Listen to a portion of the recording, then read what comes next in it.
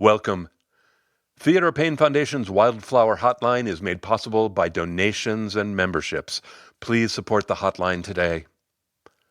All locations are on easily accessible public lands and range from urban to wild, distant to right here in LA.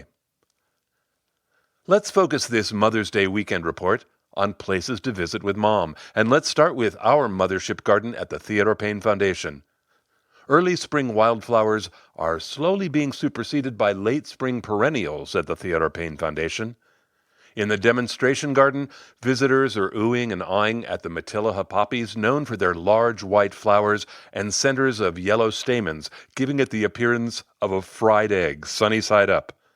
Other floral delicacies include elderberry, white sage, beavertail cactus, firecracker penstemon, and fairy duster.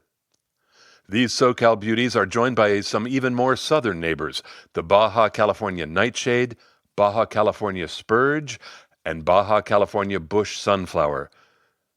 The nursery area is still a little slow to embrace the seasonal change, so visitors can still enjoy seeing iconic spring wildflowers, including baby blue eyes, five-spot, purple Chinese houses, arroyo lupin, common phacelia, and California poppies. And they're joined by a flowering newcomer in the nursery, Palmer's abutilon, dressed in velvety gray leaves and golden cup-shaped flowers.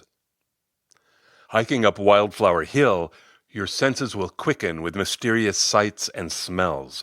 The distinct aromas of white sage, black sage, and purple sage may seem familiar, but the scents coming from California cudweed and vinegarweed might be alien, but not necessarily unpleasant. Enjoy the riotously funny sight of bumblebees trying to maneuver into the nectar-rich clarkias, showy penstemons, and phacelias along the trail. Flowers are blooming in every nook and cranny across the California Botanic Garden in Claremont. It's possibly the best show of the season. Visit the Wildflower Garden on the Mesa and admire the large pink blossoms unfolding on the California wild rose, the different species of purple, blue, and yellow annual lupins, the coral pink mallows, the multiple hues of hot to subtle pink blossoms of elegant clarkia, and many more colorful species.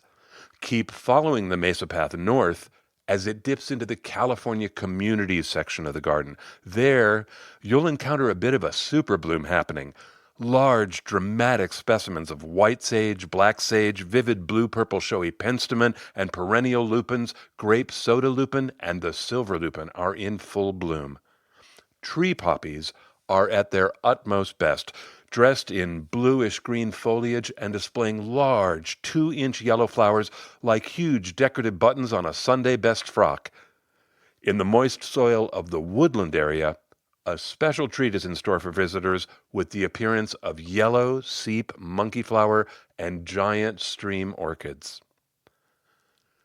Take Mom to the Environmental Nature Center in Newport Beach, and she will be delighted with the confetti of colors that greet her. Look at the smile on her face immediately upon entering the garden. There are put your sunglasses on sunny yellows of brittlebrush, California encelia, giant coreopsis, and evening primrose. The peachy orange bush monkey flowers, the iconic orangeness of California poppies, the golden Indian mallows, and flannel bushes will warm her heart.